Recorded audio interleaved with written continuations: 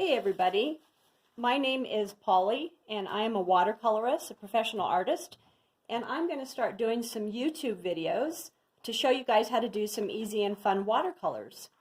Here's one this is what we're going to do today, and I'm going to show you guys the process and kind of the formula on how to do a watercolor.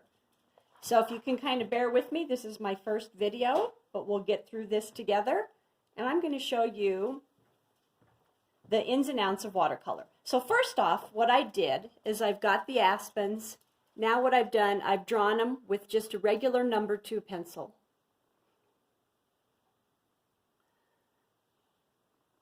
With just a regular number 2 pencil. So I've got 3 of them. I've got one in the front, one kind of off to the side, and one in the back. And then I just kind of gave you the idea. You've got some land, a little bit of a land mass back behind it. Really easy to draw. So just 3 aspens. And then it kind of shows your line where your ground and your sky kind of hits. So that's what we're going to do there, and this is what it's going to look like. Here we go. Let's get started. First off, what you do with watercolor is you usually have a palette, and I like to, and you can buy your watercolors in tubes. I use Grumbacher Academy. Student grade, but you can basically use anything, even if you have something in your house, you can use it. And a lot of people will have watercolor sets that already have the paint in them, and it's okay to even use those too. So when I squeeze out my colors out of my tubes, I usually like to do my cool colors, my blues and my greens and my purples, and then I like to have my warm colors, my yellows, my reds, and my browns over in one section. So you kind of have your cool colors in one section and your warm colors in another section. And I always put black in the corner because I use a lot of black. So I kind of put it in a spot where I can get to it easily. Another thing that you can do is just any kind of container. You could use a jar. Anything really works. I've got 2 in case my water gets dirty. And another big thing to have is a spritzer. These are awesome because once you squeeze your paint in your palette, it's going to stay there the rest of its life. And just when it gets low, you just put more paint in. You just reload. So to wake up your paint after it's hard, it's supposed to get hard, is you just spritz it. So spritzers are awesome. You can get them at any grocery store, drugstore, anywhere. If you have an old hairspray spritzer, use it. The next thing that I use is I have different brushes that I like.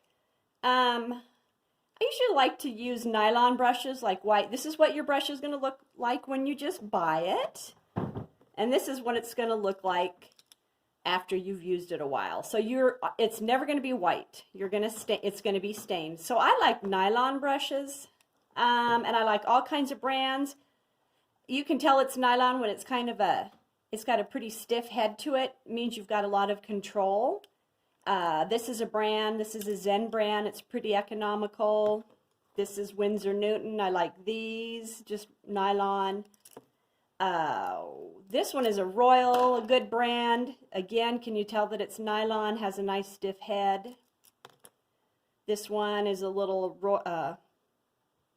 Robert Simmons. It's a good little brush. So what we're going to work with today, and then this one I've had from high school and college. I don't even know if they make this one anymore. It's a great old brush. This is called a wash brush. And it's a big one. It's a big flat brush, and it's used to do the big washes, big areas, big wet areas. And as we go, I'll show you how you use it. So you kind of want to have like a big flat brush. I like to have a number 4. This is a number 4. I like to throw in a number 6. See the difference between the 4 and the 6. And I like to have a liner brush. A liner brush, I'm going to compare it to this one. They kind of have a long, skinny head.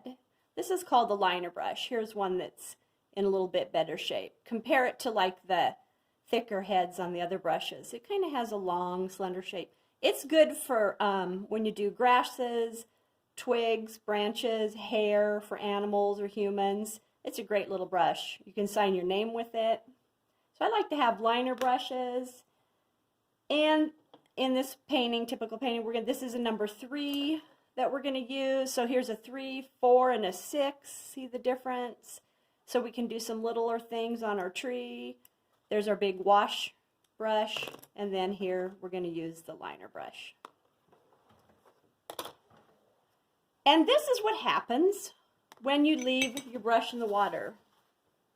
It'll peel off all the handle. So try not to leave your brush in the water. So if this is a trashed brush, so I just use this to mix so that I don't ruin my other brushes. So when you leave them in the water, your head can get loose and the paint will come off. So don't leave them in the water. I do, accidentally. Also, I like to use watercolor blocks. This is a watercolor block where when you're done with your painting, you can just peel off the top, and then you have the next section to paint on, the next piece of paper ready to go. So this is called a watercolor block. I love them. They're pre-stretched. You don't have, and they're ready to go. And another thing that I do when I'm doing a piece to conserve money with my paper, I tape them. You can use masking tape or art tape, any kind of tape, and I'll tape them off.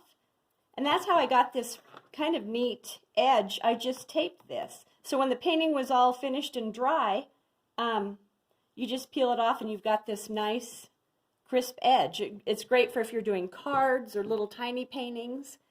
So that's what I do to make it kind of look nice. You can mat them too, but sometimes I'll just do this and it looks kind of crisp. So let's start